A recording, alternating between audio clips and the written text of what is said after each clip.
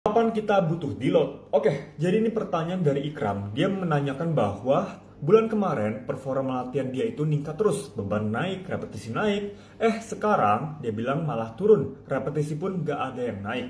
Jadi gimana solusinya? Apakah kita butuh deload langsung atau tidak? Jadi secara sederhana, deload dapat didefinisikan sebagai sebuah fase di mana kita secara sengaja menurunkan tingkat volume latihan kita dalam seminggu atau dalam beberapa metode deload juga dikombinasikan dengan penurunan frekuensi dan intensitas latihan per minggunya. Secara umum, penerapan fase deload memiliki prioritas utama untuk membantu kita menunjang terjadinya penurunan tingkat akumulasi fatigue atau tingkat kelelahan yang selama ini terakumulasi dari sesi latihan kita, dan tentunya juga untuk menunjang potensi recovery yang lebih baik, tidak hanya dari sisi jaringan otot, melainkan juga dari sisi luar jaringan otot seperti misalnya faktor CNS atau Central Nervous System, ligamen, tendon, dan sebagainya, yang dimana secara umum membutuhkan waktu recovery yang lebih lama dibandingkan jaringan otot kita. Jadi sekarang kita balik lagi ke pertanyaannya Ikram. Jadi apabila selama ini dia senantiasa dapat menunjang terjadinya progressive overload, namun ternyata baru di minggu ini alias ini minggu pertama dia mendapati penurunan performa atau performanya itu nyangkut atau stuck atau plateau,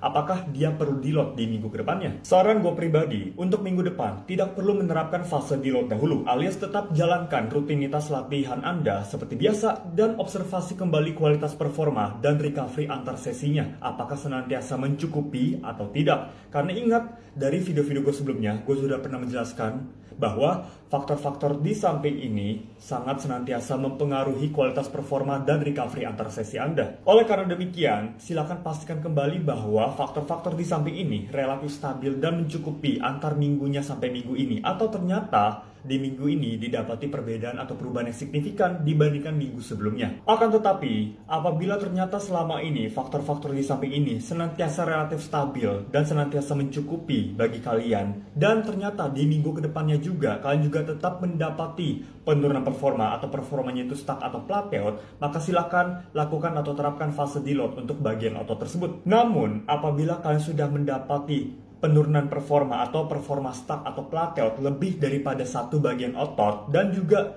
tidak hanya secara keseluruhan fisik namun juga secara psikologis, kalian juga sudah mendapati cukup lelah, maka silakan kalian terapkan fase deload untuk setiap bagian ototnya alias seluruh bagian otot selama 1 minggu penuh. Jika kalian tertarik untuk belajar lebih mengenai perancangan metode deload dan juga perancangan secara lebih spesifik program latihan kalian, gue ada menyediakannya di materi ebook gue, dan jika tertarik silakan DM atau klik link di bio gue. Cheers!